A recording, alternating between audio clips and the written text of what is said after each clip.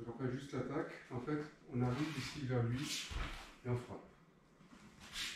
Donc l'idée ici, c'est pas tellement de venir et de lui dire je vais faire quelque chose, hein, mais ici on tombe vers lui avec l'idée éventuellement de travailler avec les deux mains pour ensuite ici de accélérer le poing avec le dos pour aller frapper.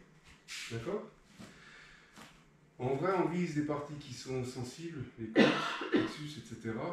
Et là, on va vraiment viser le ventre pour que si jamais on touche, il y ait quelque chose qu'on puisse toucher. Hein? Bien. Donc, quand il fait ça, voilà.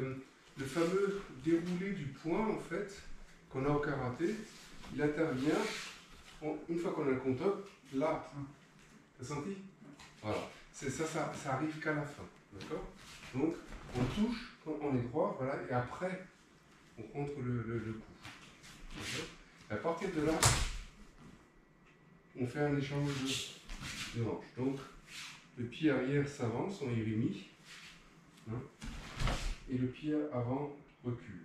Et à partir de là, on va juste faire un kyo, juste pour se mettre en jambe. Donc, il arrive.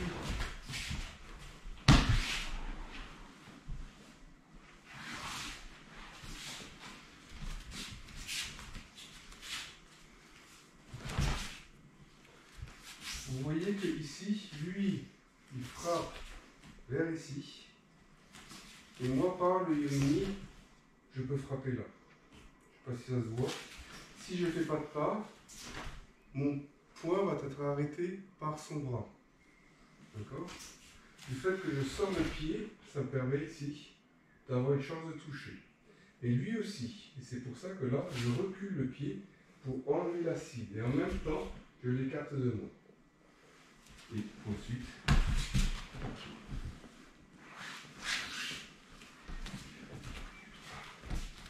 ça veut dire Ayami. Ici.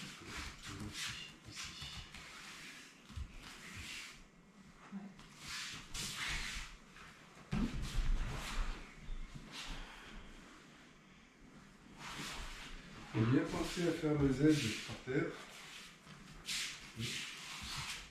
Je sors, je rassemble, je dévalue, je rassemble, manivelle et je sors. Et oui. On a vu cette attaque, on a vu cette réponse. Et on pourrait se dire, mais pourquoi est-ce qu'on fait aussi compliqué? Parce que si quelqu'un m'attaque comme ça, il suffit que je contre-attaque. D'accord? Ça réglerait aussi le problème. Si maintenant, par contre, il a en main un couteau, si je fais ça, j'ai plus de main. D'accord? Donc, dès qu'il y a un couteau en jeu, en fait, il faut que je puisse contrôler ce couteau-là, il faut que je puisse contrôler le ballon, il faut que je puisse ici m'occuper de ce couteau. Donc vous voyez que la forme ne change pratiquement pas. Sauf que là, maintenant, on va désarmer. La forme est la même, mais l'intensité ne l'est pas. Hein, parce qu'ici, en fait, juste pour dire que, en fait, quand quelqu'un attaque de cette manière-là, le couteau, normalement, il est caché, voire même retourné. C'est-à-dire que même quand il voit la main démarrer, l'autre ne voit pas le couteau. Parce qu'en fait, le couteau change au moment de la frappe. Ok? Donc, le couteau, c'est une arme qui est cachée. Et donc, là, en fait, si l'arme est cachée et que moi, je m'aventure, voilà, moi, je me fais couper. Donc, je ne peux pas faire ça. Par contre, ici, je vais travailler le Kikyo.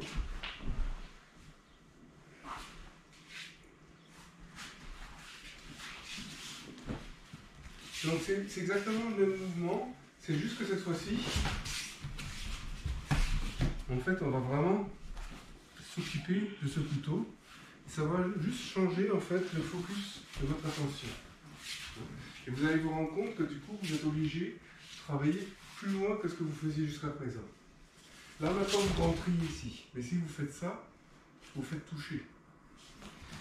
Parce que comme on avait dit, en fait, il faut juste faire ici notre changement de hanche.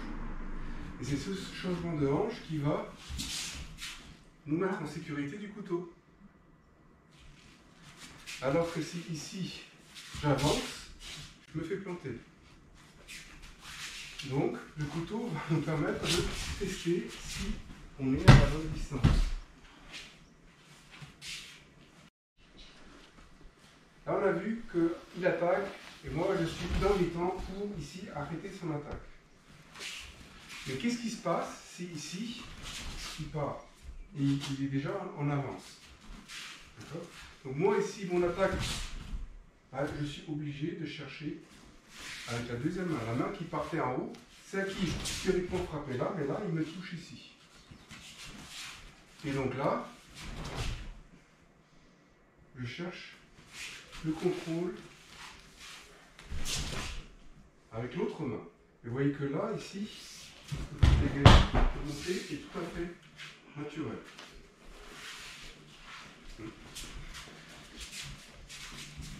Donc il arrive. Moi, j'aimerais faire ça, mais je me plante. Et donc là, il pourrait toucher.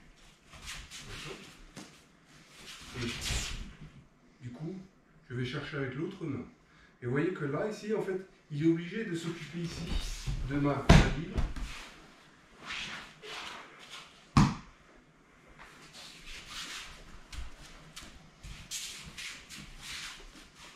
Donc,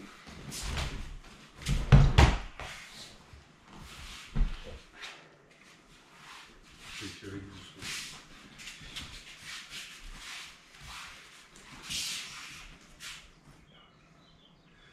Pourquoi est-ce que j'arme ici?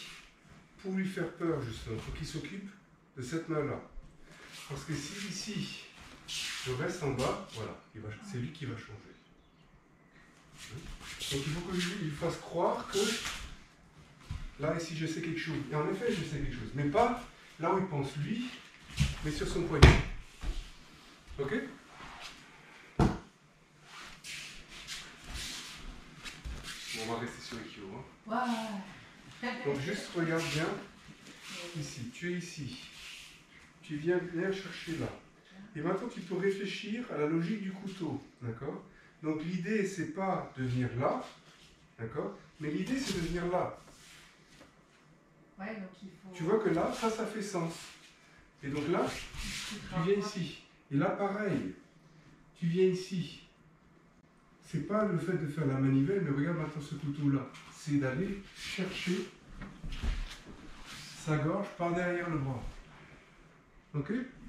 Juste pour donner un petit peu une autre idée de la chose.